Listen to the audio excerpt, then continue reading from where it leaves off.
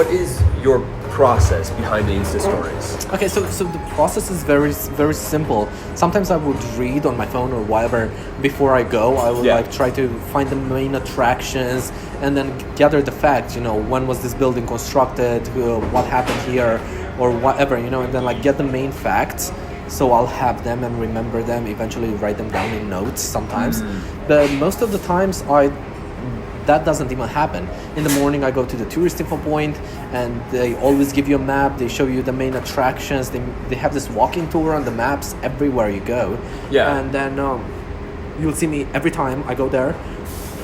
Then I sit down. I open Google, Wikipedia, and then you find the facts and everything. So this is when you're in the city on the day. Yeah, exactly. You sit down with the map. Yeah, exactly, because everyone is like so excited to go explore, but I'm like, no, like just and then it annoys some people when I travel with, because they're like, oh my god, let's go see the city. Right. I was like, no, let's go, like I need to sit down and then figure out what are the facts. So I'll gather them and like kind of write them down, sometimes on the map. Sure. You know, constructed between this and this. So it's like that. And then like you already have it, so you get to the building. This is this. It was constructed between this and this. You know, giving them the main facts, and this saves a lot of time. So a while back, I did this trip through Poland and Ukraine. Basically, it was one trip for 68 euros. It was including the airplane tickets back and forth from Sweden. Because I love looking for cheap travels. I'm So wait a minute. 68 euros. You went from Sweden to... I went to Poznan in Poland. Yeah. Yeah, and then I flew back from Gdansk in Poland. Right. So I looked at tickets, and like the whole plan. The plan was I looked for Skyscanner, and I went and looked on the everywhere list where the cheapest to fly. So I was like, I'm free from Monday to Friday. This is all the time I have. On Monday, I found a flight to Poznan. So I was like, then I put in the Skyscanner from Poland, wherever, to Stockholm, get me back home on Friday. So I found a ticket from Gdansk. So I was like, how can I fill in those 4.5 days that I have there in such a way that I spend as little money as possible, travel as much as possible. So it's like, what do I do then?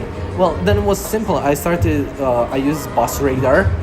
I've been using it for like 2.5 years. Bus regular? Bus Radar. A Bus Radar, Yeah, it's this app that shows you all the buses between two locations and prices. Okay, wow. And redirect you. You can't book through them.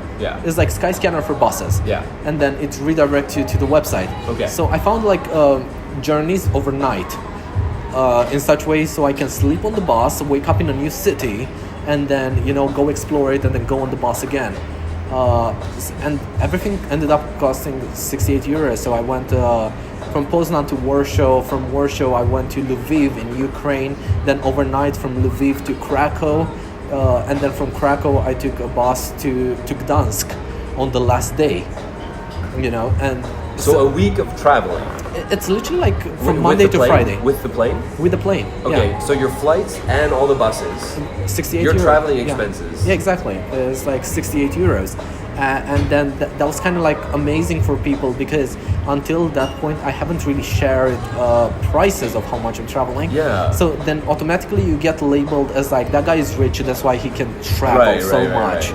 But and then I kind of learned how much people don't know about traveling and expenses, and because it can be really cheap if your determination is to travel. And the whole idea of this was to travel, not to be comfortable or relaxed, but to see places as many as possible. So 68 euros was all that it kind of took for me to have a 1 week, one city every day. I think I need to do that. That sounds like a lot of fun. It is. I mean, like, some people were kind of asking the questions, you know, like, always come on. But what about showers? What about, you know, things? But then, okay, sure. And that's a legit question, which I got a lot of Instagram. And it's like, yeah, but where do you wash? Where do you... I was like... In a week, it's like, you need to... Yeah, but I'm pretty high maintenance. And everywhere you go, you either find a hostel that for a couple of euros they will let you shower, or in the train stations you find the showers, like the bathrooms with a shower. So every morning when I would go to a new place, I would check out in advance in the night before if they have. Most of the time you don't find it on the internet. Sure. But you get to the train station, and then, or like the bus station, which most of the times are the same with the train stations. They leave it there, and for like, I don't know, 2-3 euros, Yeah. you get to take a shower. Yeah. You know, and then I go. So, but then when you're traveling, do you have all your gear on you? All like, because you're traveling with cameras in your gear. You got a bag. You need clean clothes. You need underwear. This is what I use when I travel. This is my backpack. Okay. This is my travel backpack. Yeah. It's a 30-liter backpack that costs 30 euros in Decathlon. That's the only thing that you bring with you. Yeah, that's the only thing that I travel with. It has clothes, enough underwear for 7 days, and underwear, clothing, whatever for 7 days. Okay. Always one extra pair of pants. So everything. But is you have to during the week. Then you have to like wash some clothes or something. No. Like... I always make sure that I have enough. Okay.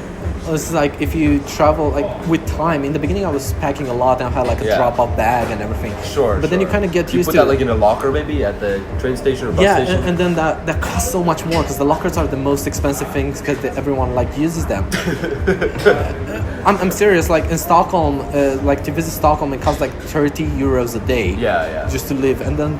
So okay, just like one thing there, as an idea I just got because when I stay at hotels and stuff, they always have a room that you can put your bag in if you want to check out late, and if you still have a few hours before you have to go to the airport. That's good. But what about then the hostels? If you find a hostel where you can shower, if you could leave a drop bag with them. You can leave a drop bag with them, but like when you travel with a 30-liter backpack like I do, it's easy to carry it around the whole day. Sure, yeah. Like you get used to it. I don't know, it doesn't have more than, I'll say 12 kilos.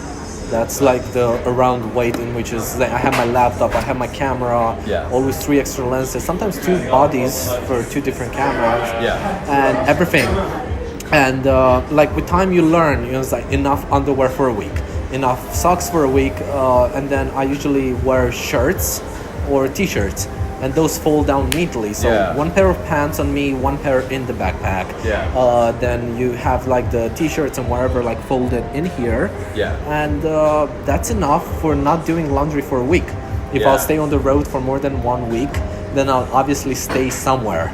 You know, and then I usually stay in Airbnbs.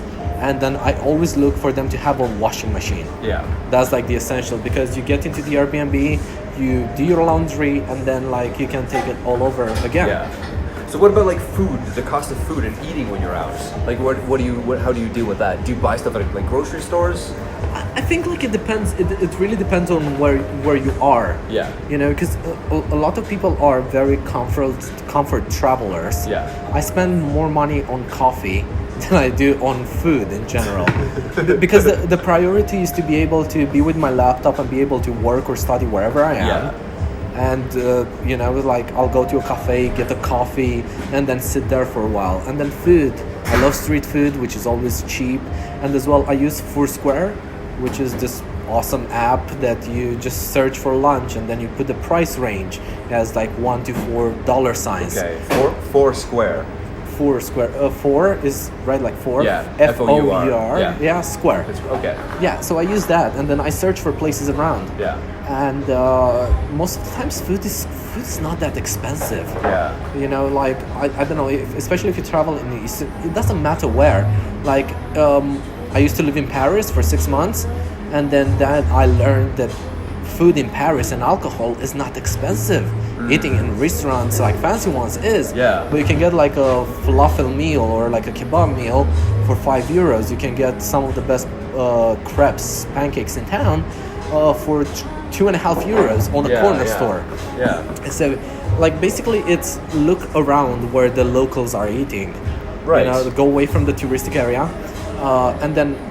It's about 10 euros to eat in all business districts. Like if you want to have a proper meal, the lunch menu is more or less 10 euros no matter what country you are in. All over like Europe. I've been in England eating for like 8.5 pounds a whole meal that includes dessert, main course, whatever. I've been in Spain. I've been in Eastern Europe for 5 euros, like the same thing. But in the business district or in the places where the locals actually eat. Because they don't spend that amount of money.